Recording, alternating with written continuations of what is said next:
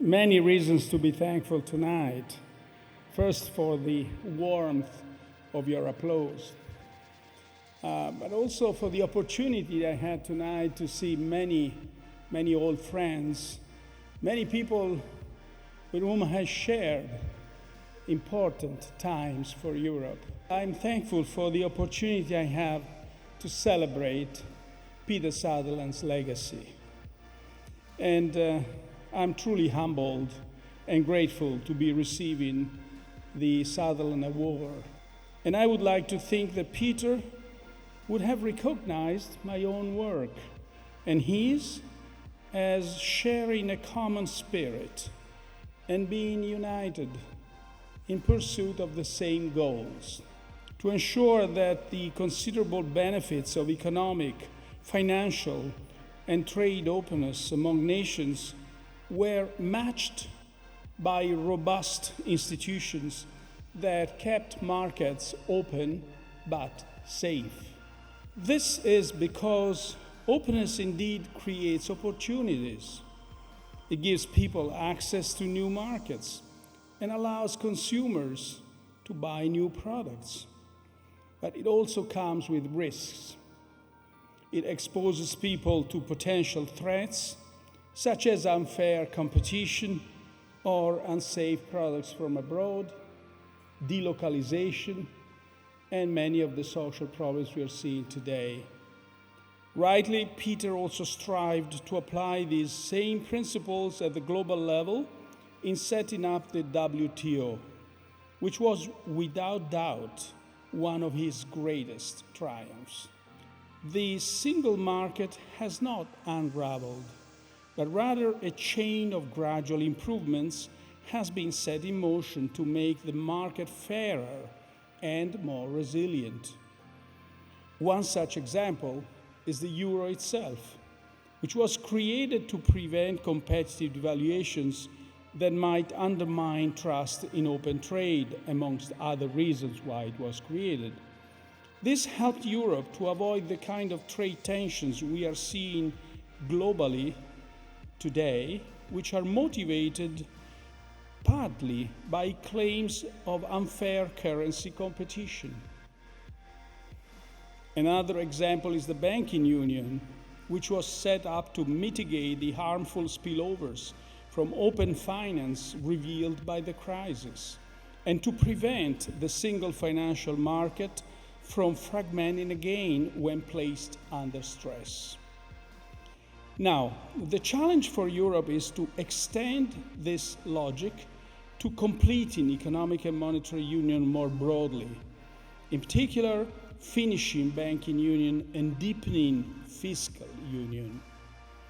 Progress will inevitably be slow and hotly debated, but the evolution from single market to single currency to single banking and fiscal union is in reality a logical extension of the aspiration in Europe to make openness among nations sustainable.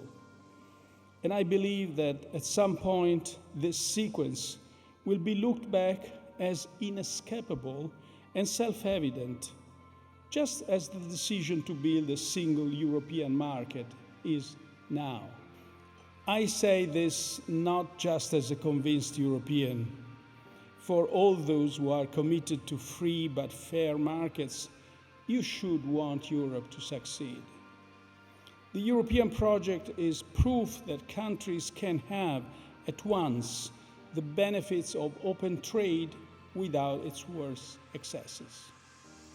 But for Europe to continue to show, in the face of new challenges, that markets and justice can go together, it must provide a fair and effective common house for its members, one where countries share sovereignty to regain sovereignty, always faithful to Europe's founding values of peace, freedom, and democracy.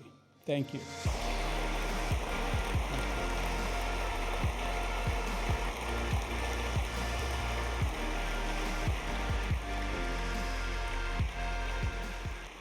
You know, this is extraordinary. There's a line in a lot of movies that sooner or later it says, you know what, this thing's bigger than both of us. 12 and a half years ago, in a rather more optimistic time, I was at Westminster to hear the former Taoiseach, Bertie Ahern, make a historic speech to the joint Houses of Parliament, during which he stressed his commitment to a plural and inclusive future for the island of Ireland. As he put it that day, Ireland's hour has come, a time of peace and prosperity, of old values and new beginnings.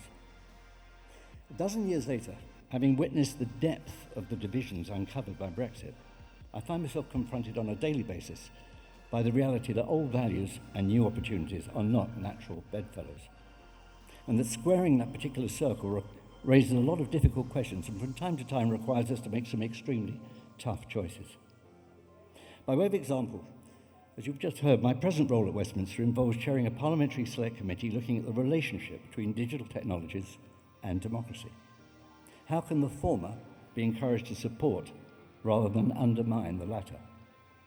How do those old values, sometimes incongruously incorporated into today's form of representative democracy, align with the enabling opportunities offered by our new digital world? Now, this is a conundrum being faced by free societies everywhere, and at present we seem long on questions, but somewhat short on answers. I think at the core of our bewilderment lies the issue of trust, the golden mean that at least offers one degree of certainty in our lives. As we've all discovered, trust is hard to win, but incredibly easy to lose, and it's surely something more than just a nice to have. I spent my adult life as a filmmaker and an educator, so allow me, if I may, to tell a story that I think combines the two. Several years ago, I was asked to open a brand new school in the northeast of England. It was everything our then Building Schools for the Future policy was intended to deliver. As I walked through the impressive glass atrium to cut the ribbon, I looked up, and in letters of fire were the words, "If it's not true, don't say it. If it's not right, don't do it." Marcus Aurelius. The principal saw me gazing at it and said, "Oh, that's our school motto. We take that very seriously here." On the train back to London, I couldn't get the image out of my head. I kept thinking, how is it possible that we'd struggled so hard to conform to a simple rubric handed down by a Roman politician over 2,500 years ago? It's not as though it's a particularly complicated thought. Now, I'm no Pollyanna, but when a number of years later I first heard it suggested that we'd moved into a post-truth era, I was genuinely horrified. Truth and trust being two sides of exactly the same coin, it's difficult to see how we can help young people address the challenges of the 21st century without a thorough re-examination of what it really means to trust one another. Because in truth, I see the emergence of very few solutions, but an ever-increasing number of seemingly insurmountable questions. All the more reason why we in Ireland have to seek our own place in the world, and I'm entirely convinced that we will. Lastly, I need to explain why, in addition to receiving this honour, this particular week is of special importance to myself and my family. Exactly 30 years ago, we arrived to celebrate our first Christmas in West Cork. 60 years ago tomorrow, I walked my then girlfriend home from the school dance and asked her to go steady with me. The great joy of my life being that she still is with me here this evening.